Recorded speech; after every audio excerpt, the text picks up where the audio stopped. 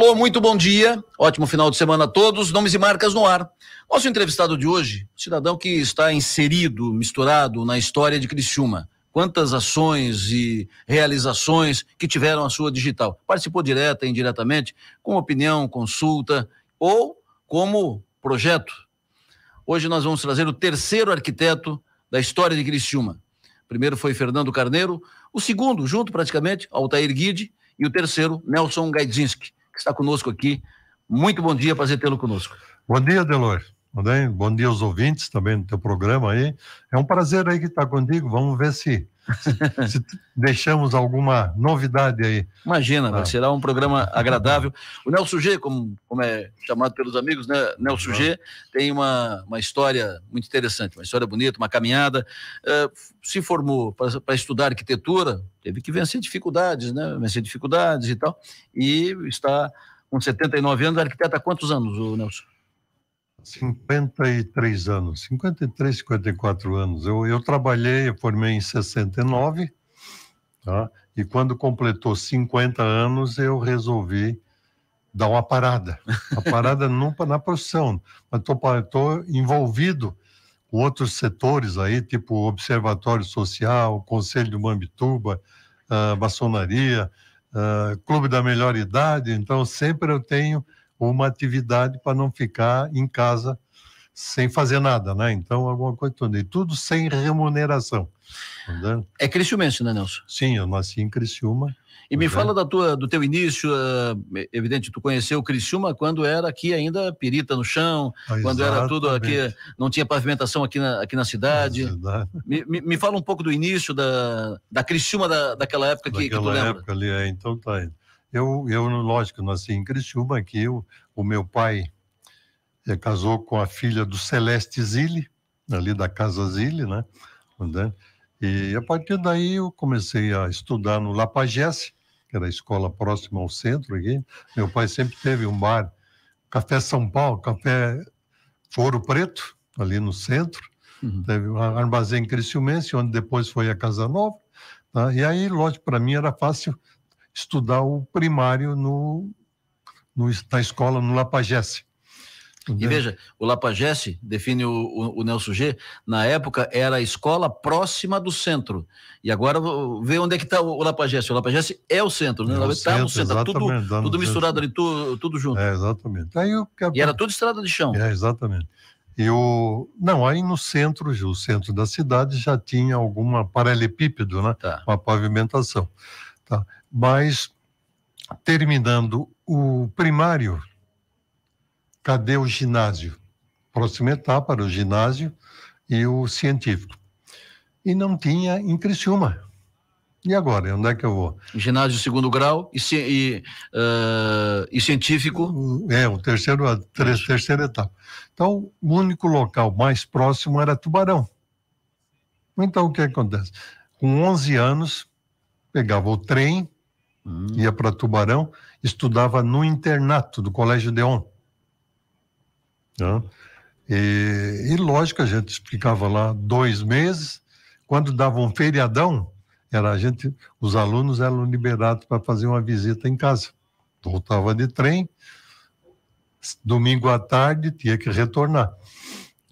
Aí eu estudei durante 6 anos em Tubarão. No internato? No internato.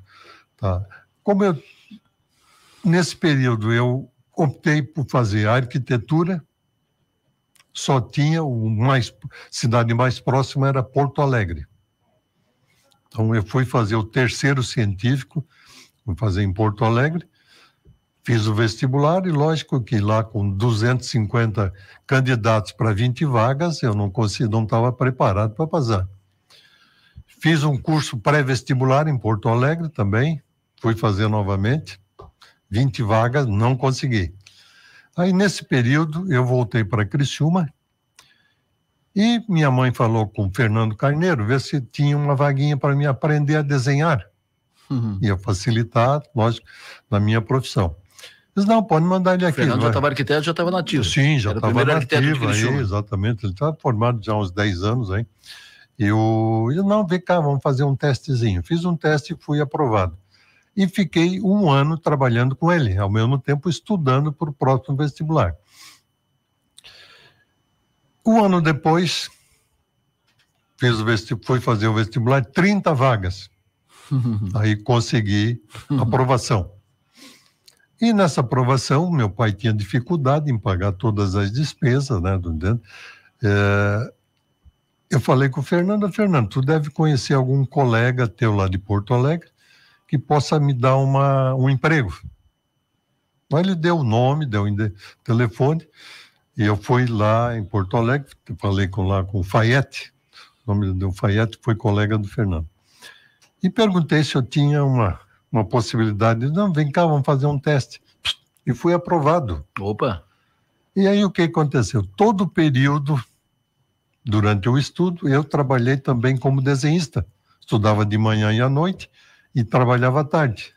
E te sustentava? E os trocados que eu ganhava, dava para pagar minhas despesas. O aluguel do apartamento, alimentação. De vez em quando sobrava um dinheirinho para ir a um jogo de futebol. Ver o Grêmio, né? Pô, por favor, ver o Grêmio, ver um cinema, né? Então deu praticamente... O meu pai não teve despesas comigo durante o curso de arquitetura. Então aí praticamente formei em 69, vim para Criciúma, disse, bom, vamos ver, nós temos que trabalhar um pouco aí. E aí, casualmente, o Altair já tinha um escritório, no apartamento onde ele morava, a cozinha era a parte do escritório. Eu disse, não, vem cá, vamos trabalhar junto aí. Aí, realmente, de vez em quando, ele ficava mais na rua, ele apanhava lá alguns candidatos a fazer um projeto, eu desenvolvia, começamos com residência, um prédiozinho e tal, e foi. E avançamos aí durante um bom período. Ele fazia a prospecção de mercado, trazia os clientes e tu riscava. Eu é que riscava, e então eu que desenvolvia. Então, o Altair assim, não era muito ligado. A própria residência dele, ele contratou um arquiteto de Curitiba. Isso, Manuel Coelho. Estudou lá, né? Manuel Coelho. E depois ele trouxe o Manuel Coelho e veio fazer essas grandes obras aqui no período dele, né? Então foi isso aí. Então, em princípio, nós estamos... E aí, com o tempo, além como arquiteto, logo em seguida, 6 meses depois de formado, o Nelson Alexandrino assume a prefeitura. Prefeito de Criciúma. Prefeito de Criciúma. O Nelson foi prefeito de Criciúma, o João Sônigo era vice, o radialista. O João Sônigo era vice. Na época ele tinha sido vereador e foi eleito vice-prefeito junto com o Nelson. Isso, o Nelson foi antes do Rui Ilse? Foi depois. Depois do Rui? Foi depois do Rui Ilse, então o Nelson foi antes do Manique? O Nelson... Não, o Manique... Foi o Nelson, o Rui e depois o Manique. Depois do Nelson foi o Manique. Ah, pois é, isso. Tá, então eu trabalhei... O Nelson Alexandrino me convidou para ser o secretário de obras, vamos dizer assim. Opa. Disse, pô, mas eu resolvi, não, mas tu vai lá, precisamos de alguém aqui. Tu era jovem ainda? Eu já tinha 27, 28 anos. Ok. Vamos lá, vamos trabalhar então. Comecei trabalhando ali durante o período todo, depois entrou o Manique, fiquei uns 6 meses, mais ou menos 6, 7 meses. Eu recebi um convite da construtora do Brandão. Construtora Brandão. Construtora Brandão. Seu Ayrton Brandão. Exatamente, do Ayrton Brandão. Eu preciso aqui de um arquiteto para trabalhar tanto em projeto como em construção. Porque eu me lembro ali que na época nós administramos a construção do INPS, ali na São José. Mas não tem problema, eu achei até mais interessante profissionalmente trabalhar com eles. Então eu saí, fui trabalhar com ele. E mais tarde, então, já tinha mais ou menos o escritório relativamente montado. Veio também um convite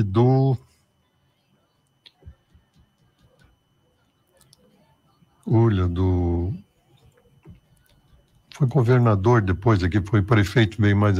Heriberto Wilson? Não. Governador José Augusto Wilson? Foi... Agora, depois veio o Roberto Meller, antes do Roberto Meller. Paulo Meller e Eduardo Moreira? O Eduardo Moreira, veio o convite do Eduardo Moreira para trabalhar lá na prefeitura, 4 anos, fiquei também com o Roberto. Veio também nesse período um convite na época do Eduardo Moreira, estava junto o Jorge Friedberg, não? Não. Aí já o Jorge não estava mais Isso, ali. o Jorge foi no governo do Zé Augusto. Exato, Augusto. Mais tarde veio um convite do Altair Jordani, em Uruçanga. Trabalhei um período lá ia praticamente 2 vezes por semana. Não havia necessidade do dia, toda semana, todos os dias da semana. Certo. E mais tarde com o Ramos Rosseng em Sara. João Ramos Rosseng. Aí eu trabalhava só no período da manhã, ou da tarde, não me lembro. Então, porque eu tinha o escritório, não podia abandonar o escritório, claro, porque eu já estava com uma quantidade muito boa de projetos.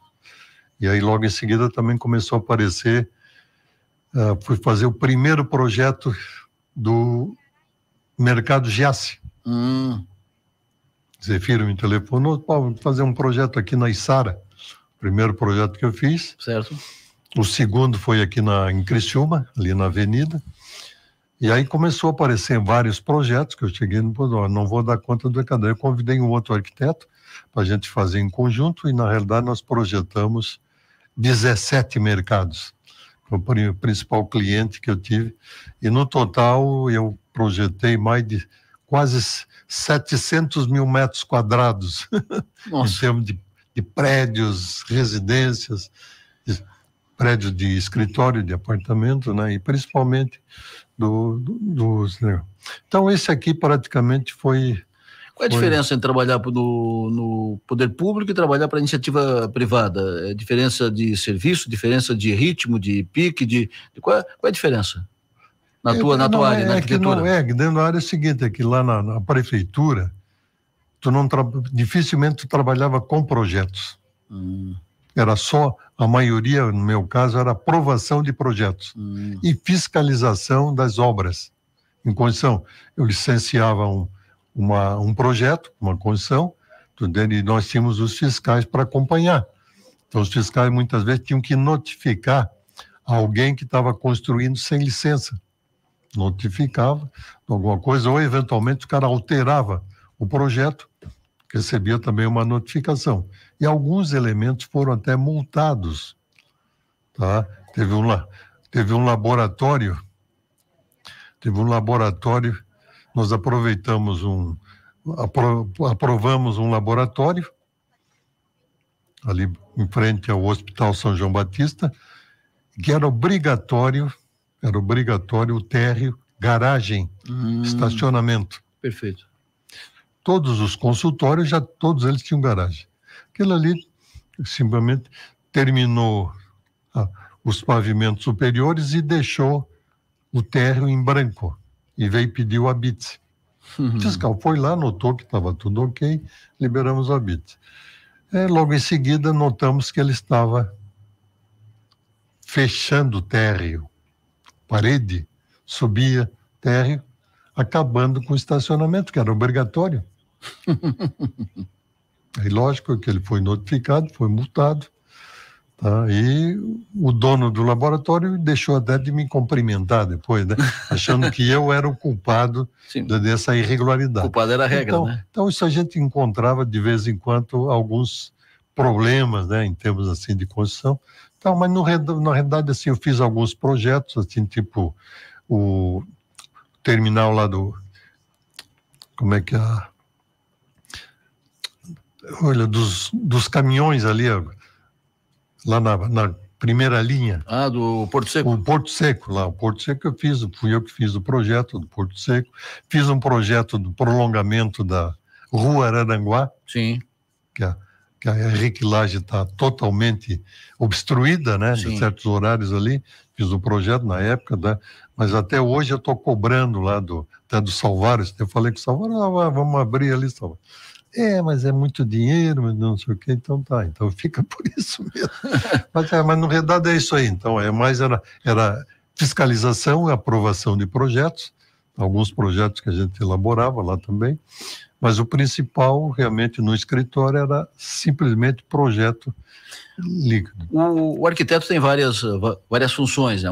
Fazer o projeto de casas, prédios. Sim. Outra, entre outras funções, fiscalizar o cumprimento das regras, o enquadramento nas regras e tal. E uma função importante do arquiteto é participar ou ajudar a construir ou fiscalizar o plano diretor da cidade, que na tese é a organização do crescimento da cidade, do crescimento demográfico, do uso do solo.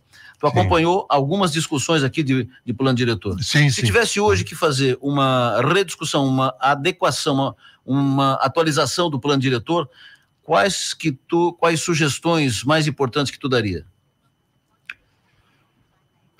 Nós temos o grande problema aqui, é que na realidade a cidade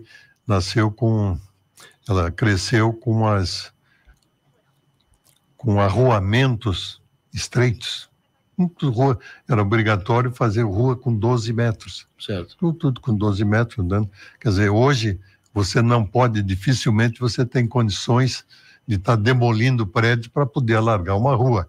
Tá, então esse é o grande problema. Então eu participei, inclusive, de um reestudo do plano diretor, alguma coisa que nós alteramos, tá? Estabelecemos uma altura máxima dos prédios, 8, na época eram 8 pavimentos, hoje já está liberado para 20 e poucos aí, né? Isso o que acontece? Vai dar uma concentração muito grande de pessoas e principalmente de veículos. Então a gente está sentindo grande problema hoje, é o nosso trânsito, que está complicado. Em certas horas ali, tu tem dificuldade de transitar. Então muitas vezes, eu prefiro muitas vezes andar a pé, claro, vir a pé, porque aí realmente muitas vezes é mais rápido. E pratica também um pouco de exercício, né? E hoje quais seriam as alterações necessárias? O que fazer para fluir mais rápido o trânsito, para melhorar a mobilidade, evidente, para facilitar mais a vida das pessoas? Hoje é difícil você alterar alguma coisa em relação ao trânsito, você não pode proibir o pessoal a transitar de veículo, claro, né? Quer dizer, alargamento das ruas. O grande vantagem que nós tivemos, e aí podemos de responsável quem? O Rui Ilse, que desapropriou, declarou de utilidade pública uma nova faixa da estrada de ferro. Aí o Manique, quando assumiu, ele conseguiu, em parte, transferir a estrada de ferro para a nova faixa e começar a Avenida Centenário. Que ele chamou de axial, inicialmente. O axial, exatamente. Então, isso aí veio facilitar o trânsito, principalmente em direção... Isso mudou a cara de Criciúma. Exatamente. Então, Pinheirinho, Próspera, isso foi para nós um grande benefício, vamos dizer assim, porque antigamente quem vinha do Pinheirinho para Próspera vinha pela Henrique Lage, que era uma ruazinha estreitinha, que estaria lá. Exato, com duas mãos, hoje, exatamente. Né? Vinha pela Henrique Lage, passava aqui pela Marcos Ovares, é isso? Isso. Marcos Ovares aqui, na época, sim, sem grandes problemas, porque a quantidade de carro era muito pequena. Isso. Mas hoje, então, realmente está muito complicado, né? Mesmo assim, mesmo com a avenida, a gente vê assim que o nosso trânsito ainda é complicado. Ô Nelson, como arquiteto, evidente, teve uma atividade intensa, né? Uma agenda intensa, trabalhou muito com todos esses pontos de atividade, seja dos governos municipais, discussão de plano diretor, projetos, iniciativa privada, mas o cidadão Nelson Gaidzinski, se envolveu em muitas ações, Mampituba, maçonaria, clube de serviço. Me fale um pouco sobre isso, dessa tua atividade extra, cidadão. Eu tenho, em princípio, eu fui convidado pela experiência que a gente tem aqui, eu fui convidado para participar do Observatório Social. Eu já estou lá, eu acho que 6, 7 anos. Então, a nossa função do Observatório é o seguinte, é visitar todas as obras da Prefeitura, todas as obras, normalmente as que têm maior valor. Um valor pequeno não interessa, não perdendo tempo. Então, faz um relatório, nós temos são quatro engenheiros, um arquiteto, né, que participam dessas visitas. Nós analisamos o acabamento, analisamos o material aplicado pela especificação, tá, e o valor da obra. E tem uma pessoa ali do observatório, o secretário, que com a máquina fotográfica ele vai fotografando aqueles problemas que existem na obra para depois executar um relatório com fotografias e entregamos ao secretário de infraestrutura da prefeitura. E ele vai analisar os problemas. Então, nós temos encontrado, assim, alguns casos que muitas vezes nós temos até que nos reunir com Tita Belloli. Isso. Tá, para mostrar para ele que a fiscalização da prefeitura está falhando. O fiscal tem que estar lá toda semana olhando, ver o material que está sendo, se a impermeabilização é boa. Então, um ano de obra, já existe umidade na parede. Isso não pode, né? E esse trabalho tu faz voluntariamente, sem um centavo voluntário, eu não recebo nada. nada. Eu uso o carro e ainda pago R$600 por ano para ajudar no pagamento do auxiliar lá do secretário, né? Sim. O estagiário. O estagiário do observatório. Então, o pessoal, normalmente, o titular de cada câmara, são 7 câmaras, o titular dá uma colaboração, então, nós damos. Então, para mim, até é bom, porque eu estou em atividade, eu não fico em casa parado, tá? Sem fazer nada. Então, e aí eu tenho também lá no Ambituba. O Ambituba tem 46 placas. Aquelas placas de inauguração, inaugurou uma quadra, inaugurou isso, inaugurou. Aí tem a placa com a diretoria. Então, presidente do conselho. Tu tem 46 placas. 46 placas. Então, tem o seguinte: aqui o Fernando Carneiro, em 76, ainda estava construindo a sede campestre. O telefone, Nelson, vem participar na época, diretoria, a reunião era aqui no centro. Porque a sede do Mobituba era aqui, né? A sede aqui no centro. No calçadão. E ele estava construindo lá a sede. Só vem participar, não, Fernando. Será que eu tenho capacidade ali para ser diretora? Vem aqui. Se tu não gostar, tu sai. Se tu não gostar, tá? Pode pedir a saída, não tem problema. Tá? E aí o que acontece? Eu fui lá, primeira, segunda, terceira, e eu estou há 47 anos. Tá. Aí eu fui, depois os cardeais ali, Fernando Rubens Costa, Diniz Kaidzinski, saíram. Carlos Borba, e me deixaram sozinho. Forma agora a tua nova diretoria. Tive que convidar alguns amigos, assim, tá, e consegui ali fazer. Lógico, na época tu tinha poucos recursos, né? Mas deu para fazer um pouco comecei o calçamento. Aí tu foi presidente do clube. Fui presidente do clube, Depois do presidente do clube, eu passei para o conselho deliberativo. Aí continuei na diretoria, fui diretor de obras, diretor de manutenção, fui eu que construí a piscina, a sauna lá, fiz o projeto com o Fernando Carneiro e administrei. Eu fui o responsável pela construção. Então, era direto. Contratava a mão de obra e comprava os materiais. Tudo era comigo. E tinha que fiscalizar a obra. Eu ia lá toda semana, muitas vezes 2, 3 vezes por semana, na hora um pouquinho antes de concretar uma laje, tinha que ir lá conferir toda a parte de ferragem, parte elétrica, tá? E toquei a obra. Depois projetei também o pavilhão esportivo, ginásio de esportes, e fiquei lá. Então, mais tarde, eu saí e fui para o Conselho Deliberativo. Do Deliberativo, eu passei para o Fiscal. Aí eu fui presidente e secretário. O presidente fazia um rodízio, né?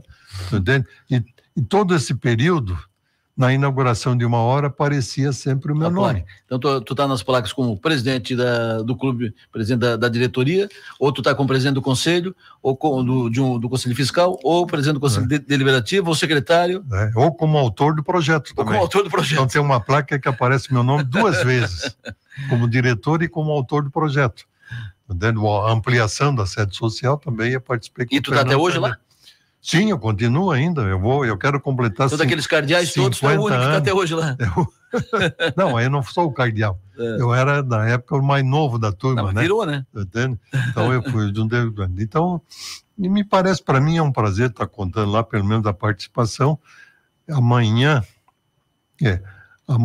eu tenho uma reunião com um jornalista ou um escritor que está revisando um livro que vai ser lançado nos 100 anos do clube. Então ele quer me entrevistar. Imagina. Ver o que posso dar informação para acrescentar no livro. Então amanhã... O título da matéria contigo vai ser O Homem das 46 Placas. Isso aí, então isso aí, então, e mais, lógico, além do clube, tem também a parte eu faço parte da maçonaria já há 20 e poucos anos, 23 anos, então lá uma escola do conhecimento lá, né? Sim. Então a gente praticamente ajuda também um pouco, a gente faz alguns trabalhos para a gente botar a memória em funcionamento, não deixar enferrujar. Né? Falando nisso aqui durante a entrevista, te deu alguns lapsos de memória. Tu tem problema de memória a partir de quando? Faz muito tempo? Como é que é? Como é que tu administra isso? Como é que se registra isso? A memória... Isso é da idade ou não? Eu tenho, isso aí é o seguinte, eu tô com um problema seguinte. Esse dia eu recebi uma mensagem no celular perguntando, você sabe o que é a nosognosia? Não sei o que é isso aí. Aí fui pesquisar. Nosognosia é o seguinte, o Giuseppe Babinski, aí eu vou botar o nome assim, Giuseppe Babinski, um médico polonês que estudou na França.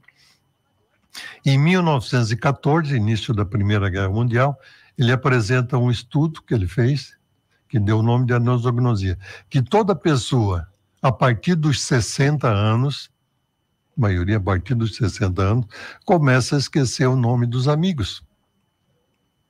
E está acontecendo isso comigo, que eu vou lá no centro, esse dia eu fui no centro, aí, no sábado de manhã, cumprimentei 5 pessoas conhecidas e não sabia o nome de nenhum.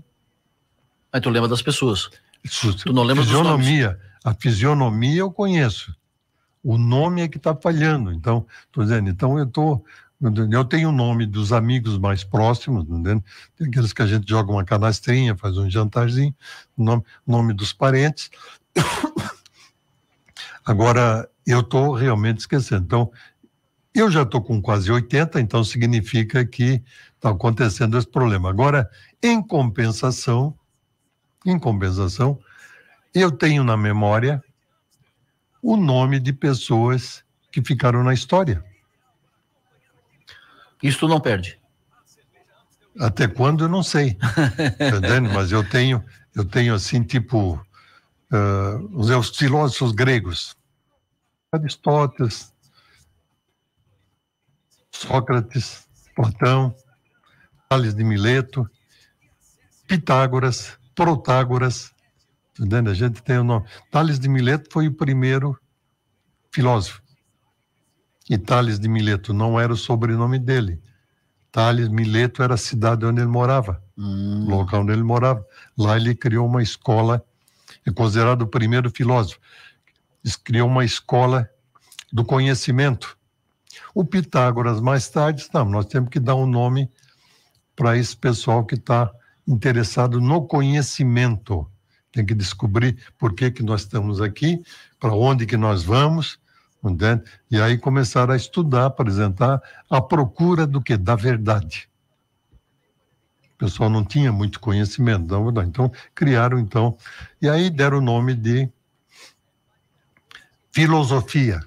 Então, Sofia, o que é Sofia? Sabedoria. Então, amor à sabedoria é o nome, tradução de filosofia. Tá? E aí, nesse período, acho que foi um período, na Grécia, foi um período áureo, século III, século IV, V, antes de Cristo, nesse período, que realmente davam importância ao conhecimento. Tá? E aí, inclusive, as obras, Péricles fez lá o Partenon, na Acrópole. O que significa Acrópole? Cidade alta. Polis, cidade alta. Então, eram as paredes verticais, só tinha uma escada de acesso, e lá era uma questão de segurança. O polis depois foi usado também aqui no português. Florianópolis, cidade polis, cidade de Floriano. Teresópolis, cidade de Teresa. Então foi utilizado ali. E eu acho, inclusive, que o nosso alfabeto é origem grega. Alguns dizem que é do latim, origem latina. Alfabeto, alfa, beta, gama, delta, é grego? Sim. E vários nomes que a gente vê assim que são semelhantes ao português. Quais são os exercícios que tu faz para manter a memória, para manter ativo, para manter... Não, mas é leitura. Muitas vezes ali na maçonaria a gente muitas vezes faz um trabalho que a gente precisa, uma pesquisa, né? Então tem assim, um outro período áureo depois da Grécia foi o Renascimento. Mas Renascimento foi renascer, vamos dizer, trazer de volta a cultura grega do tempo do Leonardo da Vinci, Michelangelo, Rafael. Rafael fez uma obra-prima lá no Museu do Vaticano, Escola de Atenas, tá? Onde ele desenha os filósofos e o Pitágoras calculando o triângulo, né? Triângulo, a gente estudou na escola, o triângulo de Pitágoras. O primeiro pintor renascentista foi Giotto. O que acontece com o pintor renascentista? É uma pintura parecida, semelhante a uma fotografia. Por isso surgiu em 1830. Então nós temos o Giotto é o primeiro, então, né? Depois é o Greco. Eu fui conhecer, é o Greco, isso aqui deve ser o grego. Por que é o Greco? Deve ser um nome complicado. Aí eu fui conhecer uma obra-prima dele lá em Toledo, na Capela de São Tomé, o nome da pintura, O Enterro do Conde de Orgaz. Tá? Mas eu preciso saber como é o nome dele. Então fui pesquisar na época, né? Eu tenho na memória até hoje. Domênicos Theotokopoulos. É difícil alguém, eu pergunto muitas vezes para os amigos, alguém já ouviu falar no El Greco? Uns 2 ou 3, parece que foi um pintor. Parece que foi um pintor, quer dizer, ninguém sabe o nome dele. Eu tenho na memória, então, Domênicos Theotokopoulos. Entende? Aí, então surgem então, esses nomes aí, né? E aí vai embora, tivemos um período obscuro, vamos dizer assim, a Idade Média, com domínio da igreja, tá? Tudo era comandado, tanto a educação, religião, até a economia também, né? Porque na época a igreja construiu várias igrejas aí com um valor enorme, né? Então dava indulgência. O quê? Dá o dinheirinho, estava livre do pecado. Né? Os templários que iam defender a invasão da Terra Santa pelos árabes, quem for lá defender Terra Santa está livre do pecado. Então aconteceu isso aí, né? E uma coisa assim, na Idade Média, tem Dante Alighieri, já ouviu falar Dante Alighieri? Dante Alighieri, Divina Comédia, nasceu em 1321. 1321. Fácil de guardar, 3, 2, 1. Então, 35 anos depois, Giovanni Boccaccio escreve Decameron. Deca 10. Ele imagina 10, durante a peste negra, ele imagina 10 pessoas dentro de uma casa e cada um teria que contar 10 histórias. Lógico, tudo pelo Boccaccio, né? Claro. O Boccaccio é que está escrevendo, tudo imaginação dele. Então, são 2 obras marcantes do final da Idade Média. Tá? Foi poucas pessoas, alguns que ficaram na história, estão vinculados à igreja. Santo Ambrósio, Santo Agostinho, tá? Até o Papa Gregório. Tá? O Gregório teve uma importância muito grande. Ele, quando assumiu, notou que todas as igrejas, na Itália principalmente, cantavam músicas diferentes. Então, se uma pessoa fosse numa outra cidade assistir uma missa, ele não sabia o nome, não sabia cantar. Ele cantava só aquela que era da cidade dele. Então, ele imaginou, pô, mas nós temos que mudar isso aí. Então, o que ele criou, então, convidou vários compositores para eles compor músicas que fosse cantada em todas as igrejas. Que vieram os cantos gregorianos. Exatamente. Aí o que acontece? Em homenagem ao Gregório, então, botaram canto. Antes era o canto chão, virou canto gregoriano. Né? Então, acho que... E aí o que acontece? Depois veio em 1490, né? Foi lançado a primeira ópera, Otelo. Nome da primeira ópera, Otelo, representada, lógico, num teatro, né? Aí surge um problema. Vai procurar cantores. Principalmente aqueles que cantavam na igreja. Então, um tenor. E as mulheres que eram por... A igreja não permitia que as mulheres cantassem na igreja, naquele período. E agora? Como é que nós vamos fazer a representação no teatro para os homens e as mulheres? Aí começaram a fazer teste com pessoas novas, adolescentes, 17, 18 anos, que tinham uma voz assim ainda meio feminina. E alguns se candidataram, então, a fazer o teste com aqueles que foram aprovados e trabalhar na ópera já vestido com vestido feminino, traje feminino. E durante um grande período foram jogando assim toda a ópera, era sempre utilizado, então, esses jovens. Mas à medida que a idade ia avançando, eles iam engrossando a voz. E aí, o que nós vamos fazer? Tá toda hora está procurando novo. Aí alguém sugeriu extrair os testículos.